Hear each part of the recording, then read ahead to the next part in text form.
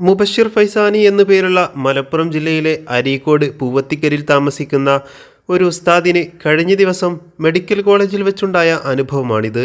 അദ്ദേഹം വളരെ വൈകാരികമായി തൻ്റെ ഫേസ്ബുക്ക് പേജിൽ കുറിച്ച അനുഭവക്കുറിപ്പ് നമ്മളൊക്കെ അറിയേണ്ടതാണ്. ഇത്രയേ ഉള്ളൂ ഒരു മനുഷ്യനെന്ന് നമ്മൾ അറിയാതെ ചിന്തിച്ചു പോകും. അദ്ദേഹം പങ്കുവച്ച കുറിപ്പ് ഇങ്ങനെ: ഇന്നലെ രാവിലെ blood donors Kerala Malappuram group admin Shafeeq message അയക്കുന്നു. അത്യാവശ്യമായി 8 യൂണിറ്റ് രക്തം വേണം.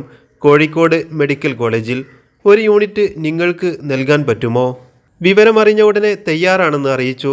അദ്ദേഹം രോഗിക്ക് എൻ്റെ നമ്പർ കൈമാറി. അദ്ദേഹം എന്നെ വിളിച്ചു. ഞാൻ ജയദേവ്, നിലമ്പൂർ.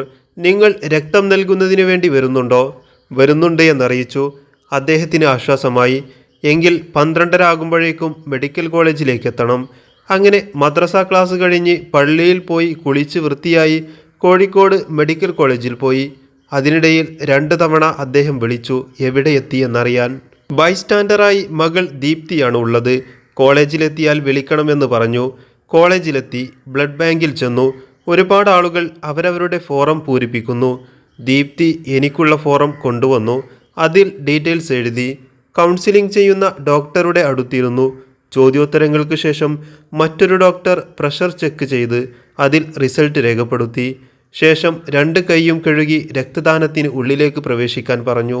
രക്തം നൽകാൻ വേണ്ടി കൊയിലാണ്ടിയിൽ നിന്ന് വന്ന 2 ചെറുപ്പക്കാരുണ്ട് കൂടെ. വേറെയും ഒരുപാട് പേർ അവിടെയുണ്ട്. വേറെ രോഗികൾക്ക് രക്തം നൽകാൻ വേണ്ടി വന്നവർ. യൂണിഫോമിട്ട ഒരുപാട് വിദ്യാർത്ഥിനികളെ അവിടെ കണ്ടു. ചോദിച്ചപ്പോൾ ഇവിടെ അടുത്ത് ഒരു കോളേജിൽ പഠിക്കുകയാണെന്ന് പറഞ്ഞു. രക്തം നൽകി. അവിടെ നിന്നും ലഭിച്ച ഒരു ഫ്രൂട്ടിയും കുടിച്ച് 10 മിനിറ്റ് കഴിഞ്ഞ ശേഷം അവിടെ നിന്നും പുറത്തിറങ്ങി. പുറത്ത് ദീപ്തി വെള്ളക്കുപ്പിയുമായി കാത്തു നിൽക്കുകയാണ്. നിങ്ങൾക്ക് എന്താണ് വേണ്ടത് എന്ന് ചോദിച്ചു. നിങ്ങളൊന്നും തരേണ്ടതില്ല, അതെൻ്റെ ഉത്തരവാദിത്തമാണ് എന്ന് പറഞ്ഞു. അല്ലാതെ എനിക്ക് ഉടമസ്ഥതയില്ലാത്ത സൃഷ്ടാവ് നൽകുന്ന രക്തത്തിന് ഞാനെന്ത് പ്രതിഫലം വാങ്ങാൻ? അച്ഛനെക്കുറിച്ച് ചോദിച്ചപ്പോൾ മുകളിൽ വാർഡിലാണെന്ന് പറഞ്ഞു. അദ്ദേഹം എന്നെ കണ്ടിട്ടില്ല. ഞാൻ രോഗിയെയും കണ്ടിട്ടില്ല. അച്ഛൻ പൂർണ്ണ ആരോഗ്യത്തോടുകൂടെ തിരിച്ചു വരട്ടെ എന്ന് പ്രാർത്ഥിച്ച് പുഞ്ചിരിച്ച് ഞാൻ പള്ളിയിലേക്ക് തന്നെ മടങ്ങിപ്പോയി. ഇതാണ് മെഡിക്കൽ കോളേജിലെയും മറ്റു ഹോസ്പിറ്റലുകളിലെയും സ്ഥിരമായി കാണുന്ന കാഴ്ചകൾ. ഇതിവിടെ എഴുതുന്നത് രക്തം ദാനം ചെയ്തത് അറിയിക്കാനല്ല. 5ാമത്തെ തവണയാണ് നൽകുന്നത്. ഇനിയും അത്യാവശ്യമുള്ള സന്ദർഭങ്ങളിൽ രക്തം നൽകാൻ നാഥൻ ആരോഗ്യം നൽകട്ടെ. നമ്മളെക്കൊണ്ട് മറ്റൊരാൾക്ക് സന്തോഷം നൽകാൻ കഴിഞ്ഞാൽ അതിലപ്പുറം എന്ത് നന്മയാണ് നമുക്ക് നേടാനാവുക? നമ്മൾ പരസ്പരം സഹകരിച്ചും സഹായിച്ചും ഇവിടെ ജീവിക്കേണ്ടവരാണ്. ആർക്ക് എപ്പോഴാണ് ഉപകാരമാവുക എന്ന് നമുക്ക് നിർണയിക്കാനാവില്ല. എല്ലാം സൃഷ്ടാവിൻ്റെ തീരുമാനപ്രകാരം സംഭവിച്ചു കൊണ്ടിരിക്കും. അതാണ് വയനാട് ദുരന്ത സമയത്തെ രക്ഷാപ്രവർത്തനങ്ങളും നമ്മെ സൂചിപ്പിക്കുന്നത്. രക്തദാനം ചെയ്യാൻ അവസരമൊരുക്കി തന്ന റബ്ബിനെ സ്തുതിക്കുന്നു. അൽഹംദുലില്ലാ. ഇത്രയുമാണ് മുബഷിർ ഫൈസാനി തൻ്റെ ഫേസ്ബുക്കിൽ കുറിച്ചത്. രക്തത്തിൽ പല ഗ്രൂപ്പുകളുണ്ടെങ്കിലും ഹിന്ദുവിന് ഈ ഗ്രൂപ്പ്, മുസ്ലിമിന് ഈ ഗ്രൂപ്പ്, ക്രിസ്ത്യാനിക്ക് ഈ ഗ്രൂപ്പ് എന്നുള്ള വേർതിരിവ് രക്തത്തിലില്ല.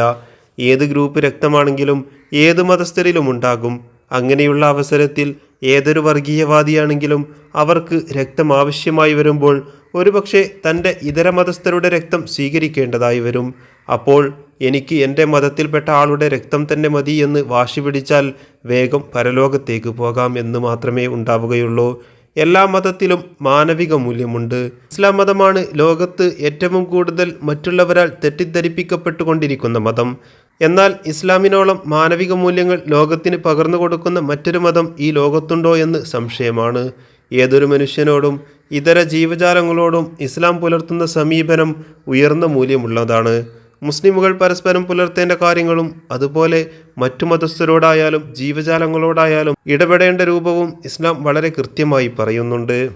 ഒരു യഹൂദൻ്റെ ഭൗതിക ശരീരം തൻ്റെ മുന്നിലൂടെ കൊണ്ടുപോയപ്പോൾ റസൂൽ സല്ലല്ലാഹു അലൈഹി വസല്ലം എഴുന്നേറ്റ് നിന്ന ചരിത്രം നമ്മൾ കേട്ടിട്ടുണ്ടാവും. അയൽവാസി ഏത് മതക്കാരനായാലും അവിടെ ഭക്ഷണമുണ്ടോ, അവർ പട്ടിണി കിടക്കുന്നുണ്ടോ, അവർക്ക് എന്തെങ്കിലും ബുദ്ധിമുട്ടുണ്ടോ എന്ന് പരിശോധിക്കൽ എല്ലാ മുസ്ലിമിൻ്റെയും ബാധ്യതയാണ്. ഒരാൾ തൻ്റെ മുന്നിൽ കൈ കാണിച്ചാൽ അവിടെ മതം നോക്കാതെ അവർക്ക് വേണ്ടത് കൊടുക്കൽ ഒരു മുസ്ലിമിൻ്റെ ബാധ്യതയാണ്. ഇങ്ങനെ തുടങ്ങി ഇവിടെ പറഞ്ഞാൽ തീരാത്ത അത്രയും മാതൃകകൾ ഇസ്ലാമിൻ്റെ മഹോന്നതരായ നേതാക്കൾ കാണിച്ചു വച്ചിട്ടുണ്ട്. മുബഷിർ ഫൈസാനി ഉസ്താദ് സോഷ്യൽ മീഡിയയിൽ എഴുതിയതുകൊണ്ടാണ് ഇത് നമുക്ക് അറിയാൻ സാധിച്ചത്. ഇങ്ങനെ എഴുതാത്ത, നമ്മളാരും അറിയാത്ത ഒരുപാട് മതം നോക്കാതെയുള്ള സൗഹൃദങ്ങൾ നമ്മുടെ ഇടയിലുണ്ട്. അതിനെയെല്ലാം നുള്ളിക്കളഞ്ഞ് വേർതിരിവ് സൃഷ്ടിക്കുന്നവരെ നമ്മൾ മനസ്സിലാക്കി അവരെ ഒറ്റപ്പെടുത്തണമെന്നാണ് പറയാനുള്ളത്.